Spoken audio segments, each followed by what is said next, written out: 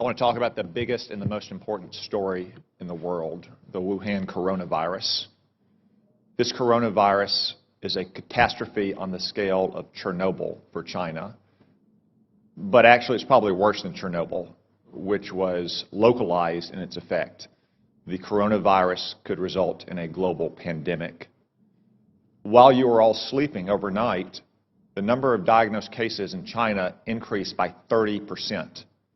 Now, let me be clear, that's not new cases, that is just newly admitted cases. It is probably several orders of magnitude higher than that.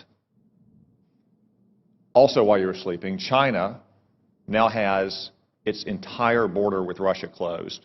2,600 miles, Russia has closed that border. El Al has shut down travel between Israel and China. Air France has shut down travel between China and France. And that's in addition to all the other countries that have already shut down travel. From what we know so far, and there's still many unknowns, this virus could have both a long incubation period, as much as 14 days, and individuals could be contagious while asymptomatic, which was not the case with SARS in 2003.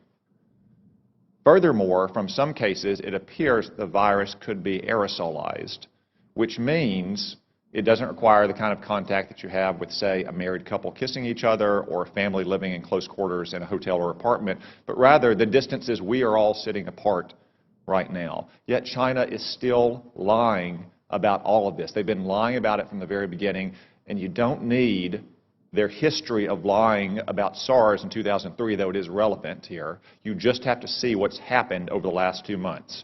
We now know that the first case manifested no later than December 1, even though China didn't reveal it to the WHO until a month later on December 31st, when they continued to hide it from their own citizens, and they continued to say that it had been contained inside Wuhan. Today, it is in every single province in China. They also claimed for almost 2 months, until earlier this week, that it had originated in a seafood market in Wuhan, that locals had contracted it from animals in, say, bat soup or snake tartare. That is not the case.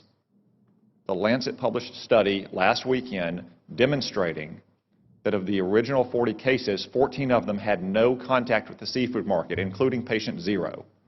As one epidemiologist said, that virus went into the seafood market before it came out of the seafood market. We still don't know where it originated. Could have been another seafood market. Could have been a farm. Could have been a food processing company. I would note that Wuhan also has China's only biosafety level 4 super laboratory that works with the world's most deadly pathogens, to include, yes, coronavirus. Now, look at China's own actions. They have quarantined 60 million people, 60 million, more than the entire population of our West Coast. They've shut down schools indefinitely. Classes canceled nationwide indefinitely. Hong Kong, a part of China, has basically shut down all travel from the mainland.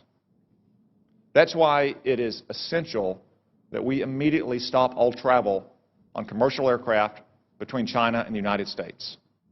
Making exceptions, of course, for American citizens to come back, as we just brought back yesterday, allowing essential trade to flow as long as crews on ships and aircraft are not allowed to go into the general population in America, and making exceptions, of course, for medical personnel to go into China to try to get a handle on this. It is essential that we take those steps, and essential that we get to the bottom of China's deceit and incompetence on this measure. And gentlemen, I raise this with you because you are responsible in your combatant commands for some countries that have the most fragile public institutions, to include the most fragile public health institutions in the world. So I ask, even though as of this morning there are not yet confirmed cases of coronavirus in your combatant commands, though I suspect there will be soon, what is your assessment about the ability of the governments in your combatant commands to handle a potential global pandemic like this? General Townsend. Thanks, Senator. So there are not, that I'm aware of, any confirmed cases, as you mentioned, but there are some suspected cases. The first report of suspected case I've heard of is in Djibouti, which you would imagine with a significant Chinese presence there. So the capacity of African nations to deal with this problem varies widely. For example, in Eastern Africa, Central East Africa, they've been dealing with Ebola, and they've been dealing with Ebola largely on their own and doing a pretty good job of it. So I think capacity there, but anywhere else in Africa is probably not to that degree. Admiral Fowler. The Venezuela crisis has already strained the social services of many of the nations. As you're aware, Senator, we had to deploy the hospital ship Comfort twice in 1 year to last deployment 12 different nations, and in one 5-day span it can do the equivalent of a whole month for a region of some of the major countries. So I would be extremely concerned. Like General Townsend, the capacities vary widely, but in many cases they're strained, and to the limit I'd be very concerned if we saw this spread. Thank you. As a defensive measure, I'd just say again, it is essential that we shut down all commercial air travel immediately between the United States and China. As an offensive measure, because that probably won't stop it entirely, and because if it becomes a global pandemic, we have to deal with countries with very limited capabilities here. We need a Manhattan Project level effort to work with our best research scientists and laboratories in this country to develop a vaccine as quickly as possible.